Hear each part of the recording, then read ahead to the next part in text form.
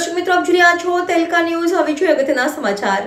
ભરૂચ નગરપાલિકા ward number 6 માં મક્તમપુરમાં પ્રવેશ દ્વારથી 400 મીટર રસ્તો બનાવવા માટે ખાતમુહૂર્ત. ભરૂચના પૂર્વપટ્ટી વિસ્તારમાં મક્તમપુરા ગામને નગરપાલિકામાં સમાવવામાં આવ્યા બાદ પ્રથમ વખત અડધા કરોડના ખર્ચે રોડ બનાવવા માટે ખાતમુહૂર્ત ભરૂચના ધારાસભ્યના હસ્તે કરવામાં આવ્યું હતું. પ્રથમ વખત માર્ગ બનાવવામાં આવતા સ્થાનિકોમાં પણ ખુશીનો માહોલ જોવા મળી રહ્યો છે. ભરૂચના મક્તમપુરને નગરપાલિકામાં સમાવી લેવામાં આવતા વોર્ડ નંબર 6 જાહેર કરાયો હતો, જેમાં નગરસેવકોના પ્રયાસોથી તેમજ રાજ્ય સરકારની ગ્રાન્ટમાંથી અડધા કરોડ ઉપરાંતની રકમમાંથી પીસીસી સાથે સીસી રોડ બનાવવા માટે મક્તમપુર કોલોની નજીક ખાતમુહૂર્ત વિધિ ભરૂચના ધારાસભ્ય રમેશભાઈ મિસ્ત્રીના હસ્તે યોજાઈ હતી, જેમાં ભરૂચ નગરપાલિકાના પ્રમુખ વિભૂતિબા યાદવ, ઉપપ્રમુખ અક્ષય પટેલ, નગરપાલિકા કારોબારી ચેરમેન હેમેન્દ્ર પ્રજાપતિ, શહેર ભાજપ પ્રમુખ પ્રકાશ પટેલ, અમિત ચાવડા સહિત સ્થાનિક નગરસેવક હેમુબેન પટેલ ઉપસ્થિત રહ્યા હતા અને શ્રીફળ વધેરી રોડ બનાવવા માટેનું ખાતમુહૂર્ત કરવામાં આવ્યું હતું.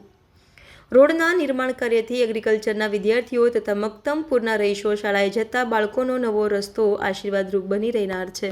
આજે વોર્ડ નંબર 5ની બોર્ડર અને વોર્ડ નંબર 6ની શરૂઆત જિલ્લા પંચાયત કોલોનીથી 400 મીટર સુધીનો પીસીસી સાથે સીસી રોડ બનાવવાના કામનું ખાતમુહૂર્ત કરવામાં આવ્યું છે.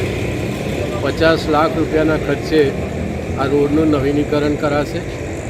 રાજ્ય સરકારની નોન પ્લાન યોજના હેઠળ સંપૂર્ણ રકમ રાજ્ય સરકારે આપી હોય.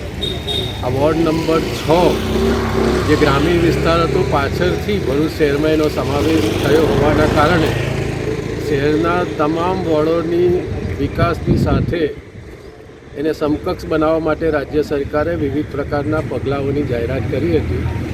એના અનુસંધાનમાં આ મુખ્ય માર્ગને પીસીસી સાથે સીસી રોડ બનાવવાના કામનું આજે ખાતમુહૂર્ત થયું છે, જે આજથી શરૂ થઈને નજીકના દિવસોમાં પૂર્ણ થશે.